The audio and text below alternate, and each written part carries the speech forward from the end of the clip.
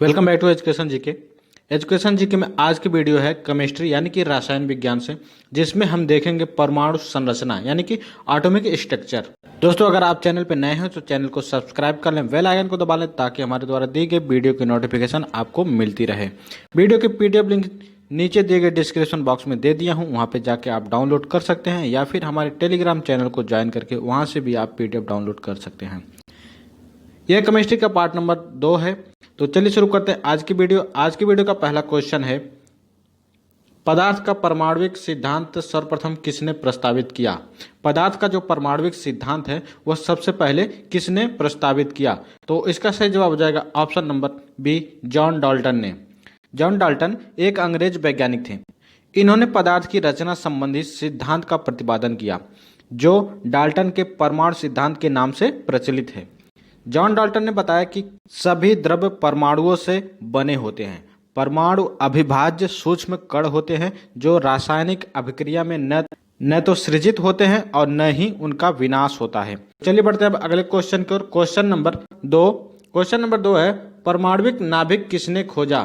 परमाणविक जो नाभिक है वो किसने खोजा? तो उसकी खोज करने वाले हैं रदरफोर्ड, यानी कि ऑप्शन नंबर ए इसका सही जवाब हो जाएगा। परमाणविक नाभिक की खोज करता है रदरफोर्ड। इन्होंने सन 1911 में इसका खोज किया था। चलिए अब बढ़ते हैं अगले क्वेश्चन की ओर। क्वेश्चन नंबर 3 है, परमाणु के नाभिक में निम्न में कौन कौन से कण होते हैं?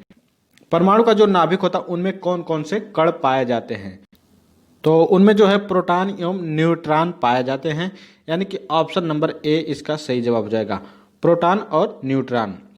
परमाणु के नाभिक में प्रोटॉन एवं न्यूट्रॉन के कण होते हैं। इस कण को न्यूक्लियस कहते हैं। इस कण को क्या कहते हैं? न्यूक्लियस। और प्रोटॉन एवं न्यूट्रॉन दोनों का द्रव्यमान लगभग बराबर होता है। और एक कण और पाया जाता है जिसे इलेक्ट्रॉन कहते हैं। परमाणु के नाभिक में मुख्यतः 3 कण पाए जाते हैं। एक तो हो गया प्रोटॉन, दूसरा न्यूट्रॉन और तीसरा होता है इलेक्ट्रॉन।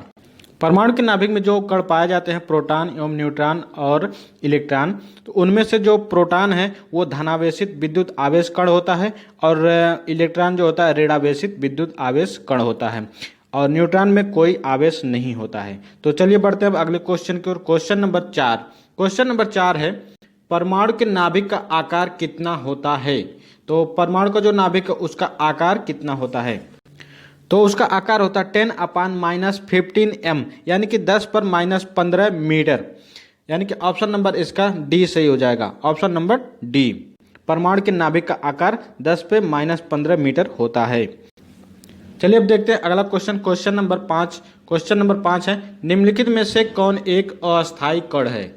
अस्थायी कण पूछ रहा है। तो अस्थायी कण जो है तो वह है न्यूट्रॉन, यानी कि ऑप्शन नंबर सी। न्यूट्रॉन पूर्ण रूप से एक मूलभूत कण नहीं है, बल्कि यह और भी छोटे अस्थायी सूक्ष्म कणों से मिलकर बना रहता है, जिन्हें क्वार्क्स कहते हैं।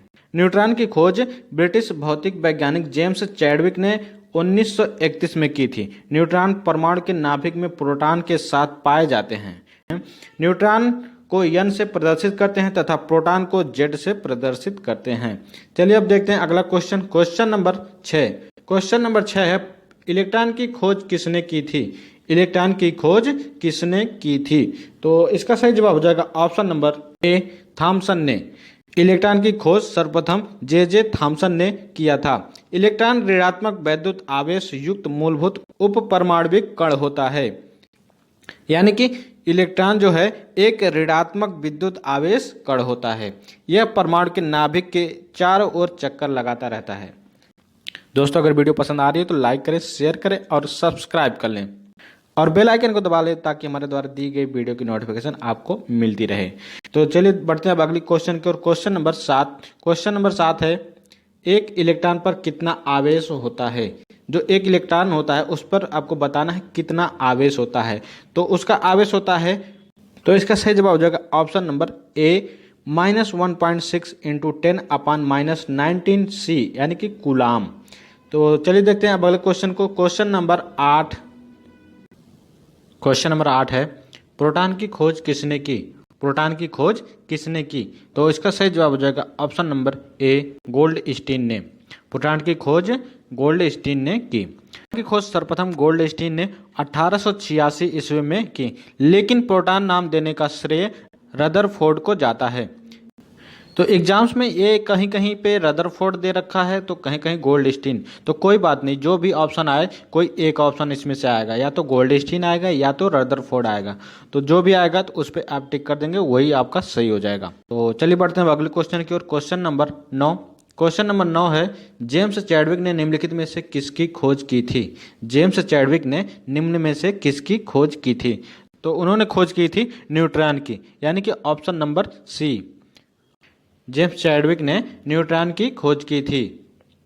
जेम्स चैडविक एक ब्रिटिश भौतिकी वैज्ञानिक थे जिन्होंने 1932 में न्यूट्रॉन की खोज की थी। इनकी इस खोज के लिए भौतिकी में सन 1935 में नोबेल पुरस्कार दिया गया था। चलिए देखते हैं अब अगला question. Question number 10। Question number 10 है, निम्नलिखित में से कौन सा एक किसी तत्व के परमाणु क्रमांक को सबसे सही निर्धारित करता है? इनमें से जो एक कोई है जो किसी तत्व के परमाणु क्रमांक को सबसे सही निर्धारित करता है, तो कौन है? प्रोटॉनों की संख्या, यानी कि ऑप्शन नंबर ए। प्रोटॉनों की जो संख्या है वह परमाणु क्रमांक को सबसे सही निर्धारित करता है, क्योंकि प्रोटॉनों की संख्या किसी तत्व के परमाणु क्रमांक के बराबर होता है। तो चलिए देखते हैं अब अगला question. Question number 11। Question number 11 है, निम्नलिखित में से कौन एक आवेश रहित कण है? कौन एक आवेश रहित कण है? तो वह कण है न्यूट्रॉन, यानी कि ऑप्शन नंबर सी। न्यूट्रॉन जो है आवेश रहित कण है। इसकी खोज ब्रिटिश भौतिक वैज्ञानिक जेम्स चैडविक ने 1931 में की थी। न्यूट्रॉन एक आवेश रहित कण है जो परमाणु के नाभिक में प्रोटॉन के साथ पाए जाते हैं। इसे यन से प्रदर्शित किया जाता है। न्यूट्रॉन को यन से प्रदर्शित किया जाता है। तो चलिए अब बढ़ते हैं अगले क्वेश्चन की ओर। Question number 12। क्वेश्चन नंबर 12 है, सबसे पहले इलेक्ट्रॉन के आवेश का सफलतापूर्वक निर्धारण किसने किया था? सबसे पहले जो है इलेक्ट्रॉन के आवेश का सफलतापूर्वक निर्धारण किसने किया था? तो वह करने वाले हैं मिल्कन, यानी कि ऑप्शन नंबर बी। मिल्कन जो है सबसे पहले इलेक्ट्रॉन के आवेश का सफलतापूर्वक निर्धारण किया था। चलिए बढ़ते हैं अब अगले क्वेश्चन की ओर। Question number 13। क्वेश्चन नंबर 13 है, रदरफोर्ड के प्रकरण परीक्षण ने किसकी मौजूदगी को सिद्ध किया? तो वह है परमाणुओं में न्यूक्लियस, यानी कि ऑप्शन नंबर डी इसका सही जवाब हो जाएगा। चलिए देखते हैं अब अगला क्वेश्चन। क्वेश्चन नंबर 14, परमाणु विद्युतः होते हैं। परमाणु जो है विद्युतः क्या होते हैं? विद्युतः उदासीन रूप से होते हैं, यानी कि ऑप्शन नंबर डी इसका सही हो जाएगा। परमाणु जो है उदासीन रूप से होते हैं। हर परमाणु नाभिक से बना होता है। परमाणु के नाभिक पर एक या एक से अधिक इलेक्ट्रॉन रहते हैं। दोस्तों अगर क्वेश्चन समझ में आ रहे हो तो एक लाइक जरूर करें। चलते हैं अब अगली क्वेश्चन की ओर। Question number 15। क्वेश्चन नंबर 15 है, निम्नलिखित में से किस परमाणु के नाभिक में न्यूट्रॉन नहीं होता है? न्यूट्रॉन जो है नहीं होता। कौन सा ऐसा परमाणु है जिसके नाभिक में न्यूट्रॉन नहीं पाया जाता है? तो वह है हाइड्रोजन, यानी कि ऑप्शन नंबर बी। हाइड्रोजन के नाभिक में, हाइड्रोजन परमाणु के नाभिक में न्यूट्रॉन नहीं पाया जाता है। चलिए देखते हैं अब अगला question. Question number 16। Question number 16 है, तत्व के सबसे छोटे भाग को क्या कहते हैं? तत्व का जो सबसे छोटा भाग होता है उसे परमाणु कहते हैं, यानी कि ऑप्शन नंबर ए इसका सही हो जाएगा। तत्व के सबसे छोटे भाग को परमाणु कहते हैं। क्वेश्चन नंबर 17 है, डाल्टन के परमाणु सिद्धांत के अनुसार कौन सा सबसे छोटा कण स्वतंत्र रूप से रह सकता है? तो अभी बताए हैं कि सबसे छोटा कण कौन सा होता है? परमाणु होता है। तो परमाणु जो है वो सबसे छोटा होता है, वह स्वतंत्र रूप से रह सकता है, यानी यहाँ भी इसका सही जवाब हो जाएगा ऑप्शन नंबर बी, परमाणु। डाल्टन के परमाणु सिद्धांत के अनुसार सबसे छोटा कण जो होता है परमाणु होता है, वह स्वतंत्र रूप से रह सकता है। चलिए अब बात करते हैं अगले क्वेश्चन की। Question number 18। क्वेश्चन नंबर 18 है, द्रव्यमान संख्या किसका योग है? तो द्रव्यमान संख्या जो है प्रोटॉन और न्यूट्रॉन का योग है, यानी कि ऑप्शन नंबर डी इसका सही हो जाएगा। किसी परमाणु के नाभिक में स्थित प्रोटॉनों तथा न्यूट्रॉनों की संख्या के योग को द्रव्यमान संख्या कहते हैं। अतः हम कह सकते हैं कि द्रव्यमान संख्या प्रोटॉन और न्यूट्रॉन का योग है। ओके, चलिए बढ़ते हैं अब अगली क्वेश्चन की ओर। Question number 19। क्वेश्चन नंबर 19 है, किसी परमाणु का रासायनिक व्यवहार निम्न में से किस पर निर्भर करता है? तो किस पर निर्भर करता है? न्यूक्लियस के इर्द गिर्द घूम रहे इलेक्ट्रॉनों की संख्या पर, यानी कि ऑप्शन नंबर सी इसका सही हो जाएगा।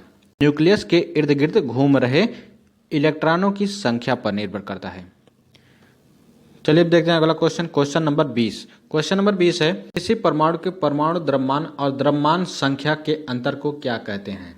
परमाणु द्रव्यमान और द्रव्यमान संख्या के अंतर को क्या कहते हैं? तो इसके अंतर को कहते हैं द्रव्यमान क्षति, यानी कि ऑप्शन नंबर सी इसका सही जवाब हो जाएगा। Option number C. किन किरणों के प्रकीर्णन से नाभिक के आकार का आकलन किया जा सकता है? तो अल्फा कण जो होता है उसके प्रकीर्णन से नाभिक के आकार का आकलन किया जा सकता है, यानी कि इसका सही जवाब हो जाएगा ऑप्शन नंबर ए, अल्फा कण।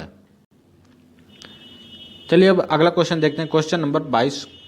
क्वेश्चन नंबर 22 है, नाभिक के धनावेशित होने की खोज किसने की थी? तो इसका सही जवाब हो जाएगा ऑप्शन नंबर बी, रदरफोर्ड ने बताया था कि नाभिक धनावेशित होता है। इसका पता इन्होंने 1919 में लगाया था। क्वेश्चन नंबर 23 है, निम्नांकित में से किसने आणविक सिद्धांत प्रतिपादित किया था? किसने आणविक सिद्धांत प्रतिपादित किया था? तो वह प्रतिपादित करने वाले हैं जॉन डाल्टन, यानी कि option number D, John Dalton ने आणविक सिद्धांत का प्रतिपादन किया था। चलिए बढ़ते हैं अगले question. Question number 24। Question number 24 है, पॉजिट्रॉन किसका प्रतिकण है? पॉजिट्रॉन जो है वह किसका प्रतिकण है? तो पॉजिट्रॉन जो है इलेक्ट्रॉन का प्रतिकण है, यानी कि ऑप्शन नंबर ए इसका सही जवाब हो जाएगा, इलेक्ट्रॉन। दोस्तों आज के वीडियो में बस इतना ही। अगर आपको वीडियो पसंद आए तो लाइक करें, शेयर करें और चैनल को सब्सक्राइब कर लें। मिलते हैं अगली वीडियो में, तब तक के लिए देखते रहें एजुकेशन जीके।